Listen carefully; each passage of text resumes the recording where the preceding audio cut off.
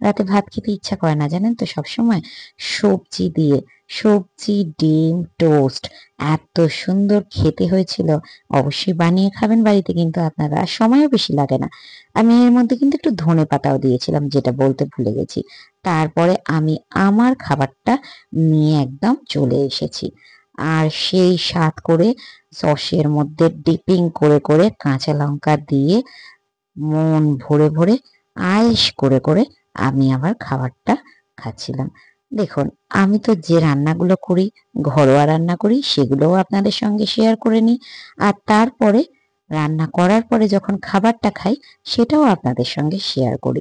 আমার ভিডিওগুলো আপনাদের কেমন লাগছে একটু কমেন্ট করেন, জানাবেন প্লিজ। আপনাদের কমেন্টের মাধ্যমেই তো আমি আরো উৎসাহ পাবো কাজ করার, আর আরো সুন্দর করে ভিডিওগুলোকে বানানোর। আমার বলা কেমন হচ্ছে, আমার সমস্ত ভিডিওর উপস্থাপনা কেমন হচ্ছে, আপনারা যদি আমাকে একটু বলেন, তাহলে আমার খুব ভালো লাগে। আর কাজ করার আরো মোটিভেশন পাবো, আরো সুন্দর সুন্দর রান্না বানানোর ইন্সপিরেশন পাবো। আর সেই রান্নাগুলোকে বানানোর পরে আমি নিজে খেয়ে আপনাদেরকে রিভিউ দিতে পারবো। আর অবশ্যই বলবো, আপনারা এরকম শীতকালে প্রচুর সবজি পাওয়া যায়, আপনারা এর মধ্যে কিন্তু গাজরও দিতে পারবেন, ছোট ছোট করে ক্যাপসিকামও দিতে পারবেন। এবার